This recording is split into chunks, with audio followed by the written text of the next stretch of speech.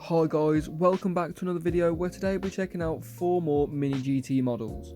But as always, before we jump in, make sure to like and subscribe and also turn on those notifications so you never miss an upload. But without further ado, let's jump straight in. Starting us off, we've got this Porsche 901 1963 in ivory, and as you can see it's number 642 out of the collection, coming in the standard mini GT box. As you can see, this model is left-hand drive as well. But there is a little bit of history behind this model, which is the 901 was actually intended to be the 911, but Peugeot had actually copyrighted the 0 in their names for cars, so Porsche just simply changed it to a 1 instead, and that's how we have the 911. But obviously, this being the first version of the 911, you can really see where they got the styling from, and I can honestly say they got this model really close to the original 901. As you can see, it comes on the nice chrome steel wheels and also having the Porsche logo on the rear with all the chrome accents as well, with the chrome grille on the rear as well. Unfortunately, there's no plate or anything on the rear where it does look like there should be something, but again, it's not really the end of the world. The actual model and the paint of this model is really well done. You can see the Porsche badge on the front is super clear. Unfortunately, my camera doesn't really pick it up. But you can also see some of the little intricate details, just like the window wipers and the wing mirrors obviously being very small and minute. Same as on the front of the model, you've got the chrome accents with the indicators being nice small acrylic pieces. Same as the rear with the different contrasting colours. Again, just really well made. Obviously you can see, like I mentioned before, that Porsche logo on the rear of the model, which again is super clear and just really contrasts the model. And as you can see in a diorama, it looks absolutely incredible. Such a classic Porsche, and honestly something that I will be definitely keeping for my collection. But that now brings us on to the second model of the video, which is Max Verstappen's third place car from the 2022 Monaco GP. Now this one is number 550 out of the series, and as you can see, it's got the Red Bull Oracle on one side, Mini GT on the other, obviously all the warning labels on the bottom and the information on the back that you would also need. But the actual model itself is really well done. I'm super impressed. As you can see already, the body lines of this model is absolutely incredible. The intricacy that they've got with all the different axles, the different body lines, like I say, the carbon effects, the splitters, all the different decals as well are really well done. Obviously you can see the tyre spin there. Now Mini GT, the wheels are a little tiny bit buckled. Now that is just something that happens on every single Mini GT. They don't spin absolutely perfectly and round, but again you can see they do spin nonetheless. Obviously you can also see it has a driver in, obviously being Max Verstappen. Now I wasn't expecting there to be a driver in the car, as you don't expect to see that, or I haven't seen that from Mini GT before. But you can see again the underside of the model is really carved out really nicely, giving that aerodynamic effect just like an actual F1 car. Same as just the whole car in general. It's really well done.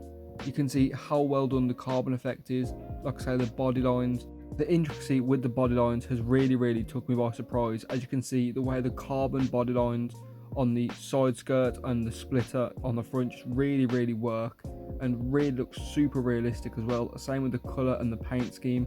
Again, the halo, the figure, everything just makes this model very nice. But that now brings us on to the third model, which is this Porsche 911 GT3 Touring in a nice black colour. This model is number 606 out of the series, and as you can see on the back it says it is right hand drive. Now these models do have a left hand drive and right hand drive version, so that is something to look out for if you do want to collect all the versions of these models. But this model is definitely also one of my favourites from this collection. Now, as much as the F1 car has blown me away, this touring car is really nice. The gloss black finish is super clean with them really nice silver wheels, which you can see spin absolutely perfectly and look really nice on this model.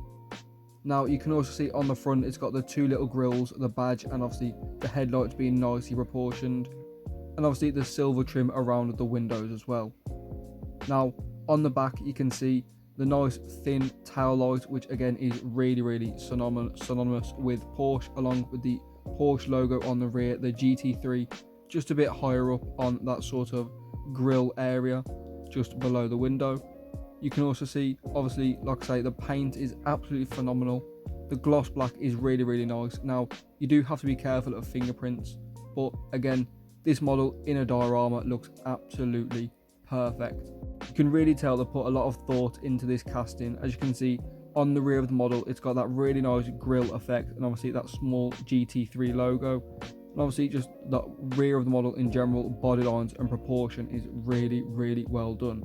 But that now brings us onto the fourth and final model of the video, which is this McLaren F1 in magnesium silver. As you can see, this one is number 555 out of the series. And obviously it's got all the details, the licensing, everything you would need. Now, I'm a huge McLaren F1 fan, obviously this being the first and still to this day the fastest naturally aspirated road car created. So this car is still very iconic, but you can see this model again is really well done by Mini GT. The models from Mini GT keep getting better and better with every single release, and surely these reviews have got to be showing it. You can see the wheels and the paint again absolutely flawless. The wheels spin really well, and they've even got that gold center cap as well. You can also see on the rear of the model they've got the proper bubble tail lights with some nice colours in there as well, with the grille and the McLaren badge there. But you can also see the two rear window panels on the rear of the model, and also the tinted rear windows or the tinted headlight covers, should I say, on the front. Again, this is up there with one of the best castings I've seen from Mini GT in a while. The model is absolutely superb and it's really realistic. Definitely worth more than the £13 to £15 that it's retailed at. But with that being said, let me know which one was your favourite and why in the comments down below. As you can see, all the proportions are different and really well done, like I mentioned previously in the video. But that is going to wrap it up. Thank you so much for watching. If you have enjoyed, make sure to drop a like on the video and subscribe if you are new, like I say. But thank you so much for watching, and I'll see you all next time.